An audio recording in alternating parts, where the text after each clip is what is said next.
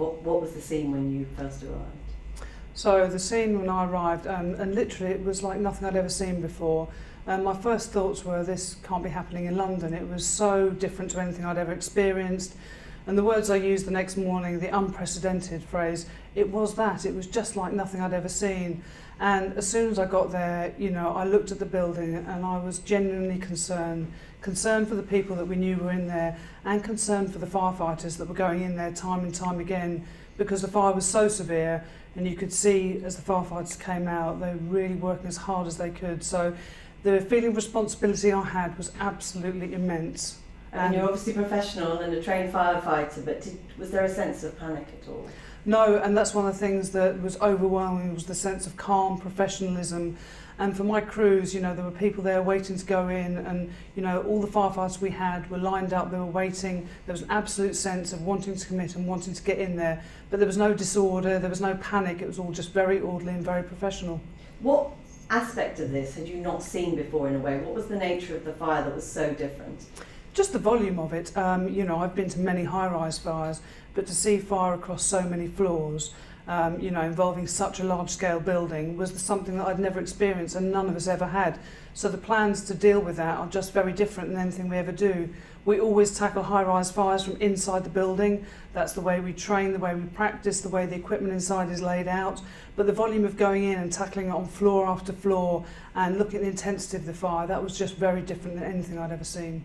And there were reports, many reports about lots of things after this particular fire, but there were reports that firefighters had gone in, thought they dealt with it in one flat, and come away again, only for the fire to take hold outside. Is that true?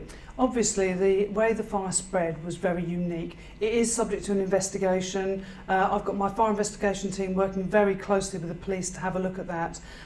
You know, it is very different. Normally, when we have a fire in a high-rise, it is contained to the room or the flat of origin, and that's the way the building's designed. It's designed to be contained in that compartment for a minimum of 30, and if not 60 minutes.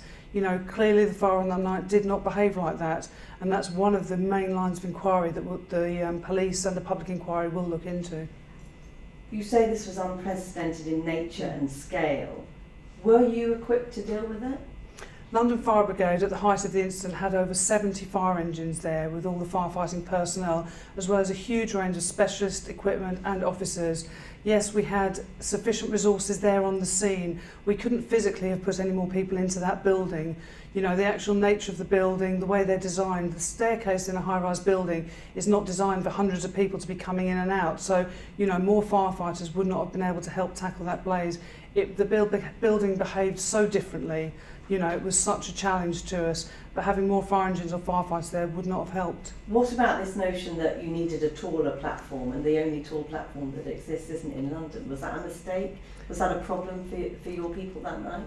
So, as I said before, we tackle high-rise fires from inside. Our crews turned up, followed a very well-rehearsed and well-trained plan, where they have people outside who connect to the water supplies outside, crews that go into the fire.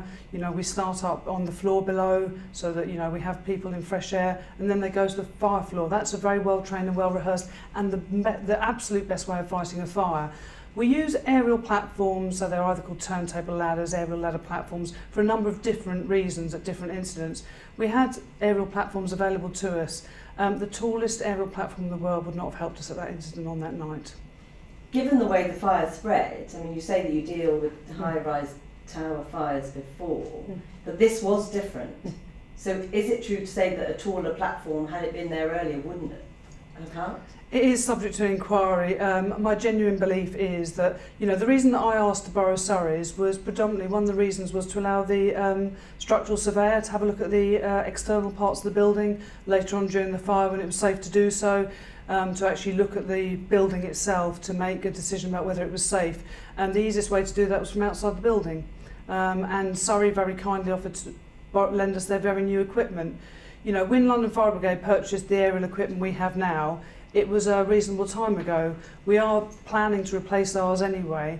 Now the new technology means that we can have different ones, because previously, ones of that height either wouldn't be able to travel down the streets of London, they're too heavy to go over bridges and down certain roads, and when they arrived at the incident they wouldn't have been able to actually get to work, because it's got a vehicle base and then jacks that come out, and the majority of London streets wouldn't be able to support that.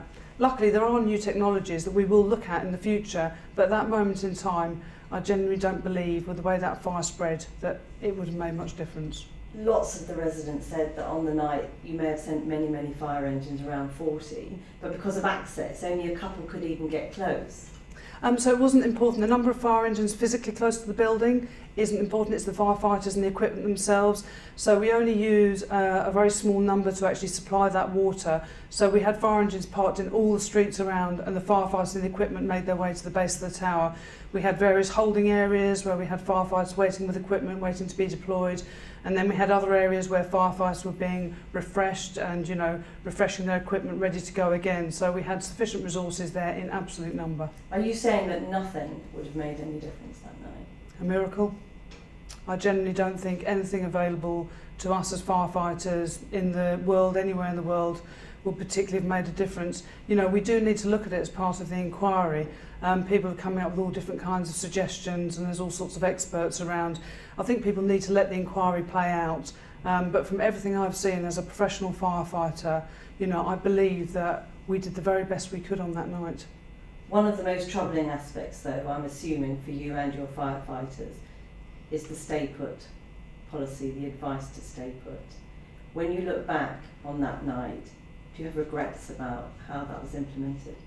That's subject to the inquiry, and it is something I'm not going to discuss on this at the moment. Stay put advice for the vast majority of people who live in high-rise buildings is absolutely the best advice. As I went back before, talking about staircases, if we evacuated every tower block every time there was a small fire, the firefighters would never get in to put the fire out because the staircases aren't designed to have hundreds of people coming down. And the other thing is, if you have hundreds of people coming down, opening and closing doors, it can actually help fire spread or smoke spread throughout the building. But we know from the police that there were harrowing calls made by people 55 minutes long, an hour long, who were staying put and who subsequently died. I mean, is there anything you can say about that? No, I genuinely can't, because that would absolutely prejudice an inquiry. What I can say very early on is that people were reporting smoke in the communal parts of the building, and that's not how a building normally behaves in fire.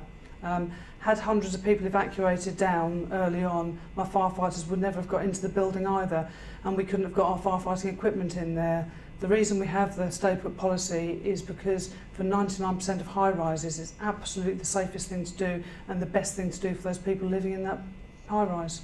But for some of the residents of the bereaved, they said that they had phone calls from their family members who were told to stay put twice, 3 times over a period of half an hour, 3/4 of an hour. That is subject with the police. The police have all our phone records, obviously all the calls into our control are recorded. The police have had access to those, and every single firefighter and control officer involved will be interviewed, and the results of that will be part of the public inquiry. And the fact that the Met Police have said that advice will be part of the criminal investigation, how do you feel about that, given what your officers went through? I think it's absolutely right that everything that happened that night should be subject to investigation. It was such an unprecedented thing that we need to look at all aspects of it. It's not something that I or my firefighters ever want to live through again, so all aspects should be looked at to determine that we should never have that happen again in London. What is your position now, looking forward, on that stay put policy? Would you, if you went to a high rise now, would that policy be the same, given what you've been through, given what your firefighters have been through? Absolutely. We've had high-rise fires since then. We've advised stay put, and the members of the public have stayed put in their flat and perfectly safe and well. Do you think it's still okay to have that policy? Absolutely. As I said, for the majority of buildings that are built in the right way and have the right fire safety measures inside, where they've been properly looked after by the responsible people in charge of the building, it's absolutely the right advice. You raise a number of very important points there. Proper fire safety, buildings which have been properly looked after.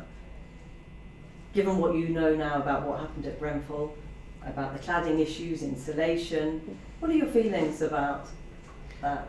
My feelings are that there's a number of key messages I want to get across. That the responsible people, the building providers, the local authorities should be in all of their buildings conducting risk assessments. They should be looking to make sure those buildings are fit for purpose for the people living in them, and that includes making sure they've got fire doors and door closers, making sure they've got the right means available to us to fight fires. And also individuals living everywhere, you know, either in a house or in a high-rise, they've got a responsibility. Please, you know, make sure you've got working smoke alarms. That goes for everybody. If you've got friends and family, you know, there's never an excuse not to have a smoke alarm. We will come and fit them for you for free. But in terms of fire checks, does the brigade not take any responsibility for that? No, the responsibility for the building and itself is actually the responsibility of the local authority, the housing provider. They're the ones responsible for that. We've been going out doing additional checks to support local authorities and housing providers in the buildings that have identified as having the type of cladding that was at Grenfell Tower. But they shouldn't be waiting for us to come out. They should be proactive. They should be looking at their buildings now, because it's those risk assessments that are looking at, you know, those measures. But they should also look at the people involved, because, you know, the advice in the fire is not to use a fire lift. So housing providers should be looking at people who are, you know, less able to move around freely and make an assessment whether or not they could leave a building in the event of a fire. Because we understand that there were people with disabilities very high up at Grenfell Tower. I'm not aware of any of the people who actually lived in there, the details of those, but that is something the housing provider should look at as part of their risk assessment. It's about the building, but about the people as well. And the idea that there were no sprinklers in Grenfell Tower, what do you say about that? So London Fire Brigade has actively campaigned about sprinklers, you know, especially in buildings like schools, any buildings that are being built. You know, if you retrofit a sprinkler in a property, or if you build it in a new build, it's always, you know, going to be something that will assist in the event of a fire. And no fire alarms in many flats? So that's quite common as well, and that's what I say, the message I want to get across is that, you know, individual people can make sure here and now they have smoke alarms working in their property. You know, lots of people fit a smoke alarm and forget about it, and the battery might run out, or even worse, they take the battery out. You know, you can actually do a lot to make yourself safer, as well as the responsibility on the housing provider to make sure you're safe in your home. I mean, a great deal has been talked about how regulations and fire safety checks have been watered down over the past few years. I mean, how dangerous do you think that is, given where we are now? I think that after every major disaster like this, you know, it's absolutely right that we review things like fire safety regulation, building regulation, and I would be astounded if out of this some changes don't come along which, you know, reinforce and actually make things firmer for people. I think that's essential. I think that's demonstrated this. But I think in the here and now there are a lot of steps that housing providers and local authorities should be undertaking to keep people safe. And you've touched on it, but the idea that a block of flats might have 1,000 fire safety doors missing, how can that happen? That's a question that I'd like to throw back to local authorities. How can that happen? You know, people go in and out of those buildings. That should never be allowed to happen. That's a basic fire prevention means, having a fire safety door, because that stops a fire coming out of a flat and going into another flat or affecting the communal area. It should never happen in this day and age. What a lot of people don't understand is why somewhere like Grenfell Tower had around 16 fire safety checks and was cleared. How is that possible? That is subject to the public inquiry, and I really can't talk about the work that happened beforehand. Are you surprised by it? I haven't seen the stats, I don't know. There's also lots of speculation about lots of things that aren't actually true, so I'm definitely not going to make a comment around that. Tell me how your firefighters are coping after Grenfell Fire. Well, as you can imagine, I have a lot of firefighters who saw a lot of tragedy and a lot of terrible things, and, you know, we have put a lot of steps in place to provide counselling and well-being and support. A lot of the support they get from their peers and colleagues is invaluable, but I have lots of people who, you know, are suffering and will suffer into the future from things that happened that evening.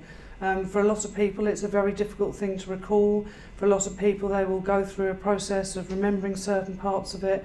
You know, it will also react in different ways with people who've been to different incidents or had different personal life experiences.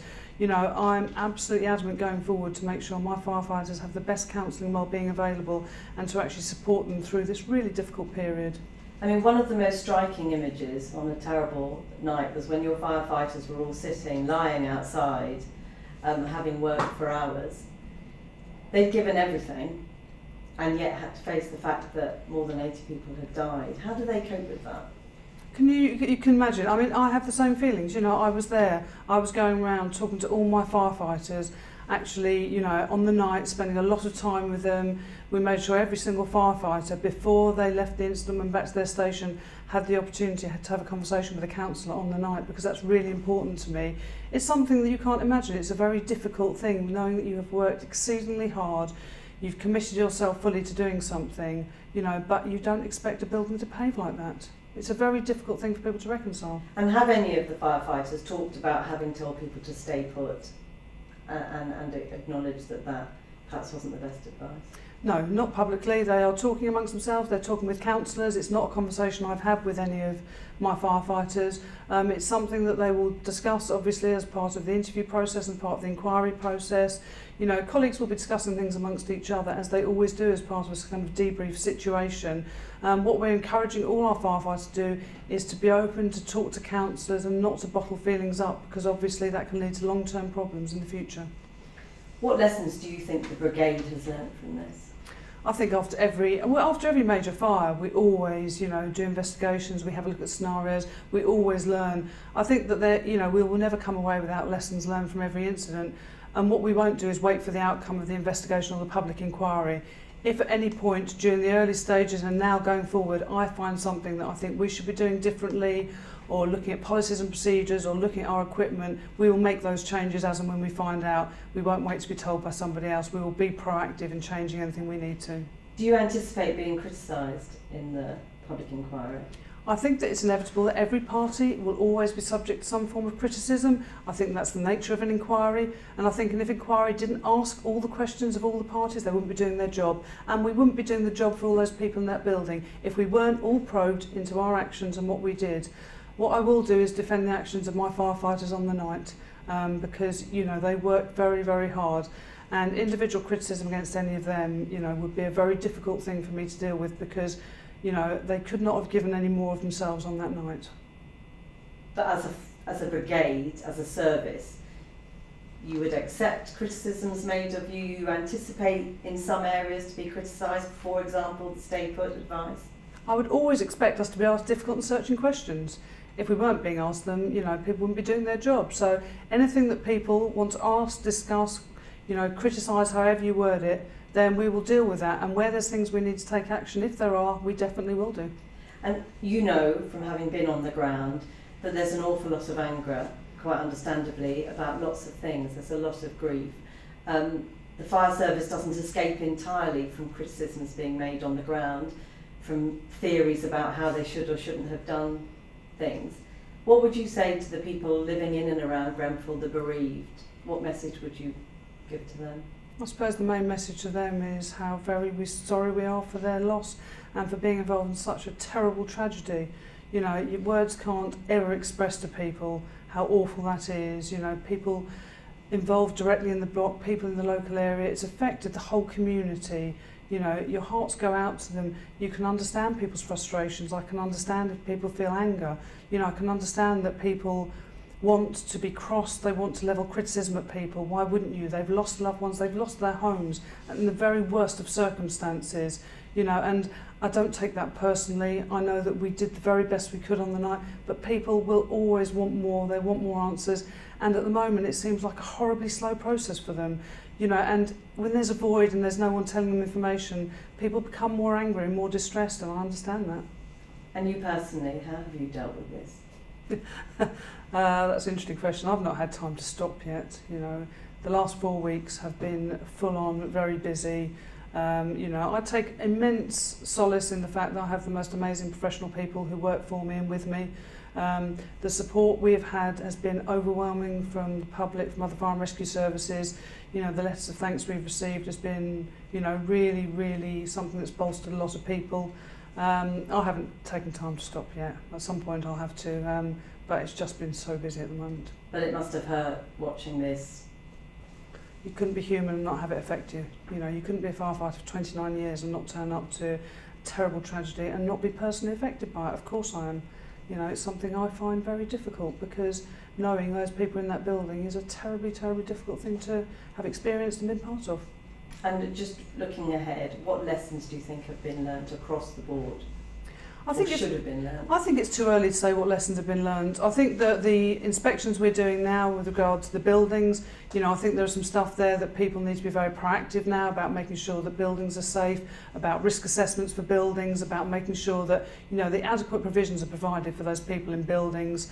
I think there'll be a lot of lessons that come out of it, and it's too early to judge any of those. And actually what's really difficult now is if people make snap judgments now, then people hang on to those. And you know, we've found from lots of other instances, if you tell people a small piece of information that turns out not to be true later or wasn't a part of something, people get really angry. So I think the speculation, all the theories, all the professional experts, so-called, that have come out of the woodwork aren't actually helping those people who are grieving and trying to deal with a difficult situation. And I know that people want to have a story and they want to have something to say, but people need to stop and reflect about what that's actually doing to the people involved, because we don't know the answers at the moment. There'll be a huge amount of work to find out those answers. It's really important we do that in the right way to get the right information to actually get some sort of closure for those people. Tammy Cotton, thank you very much.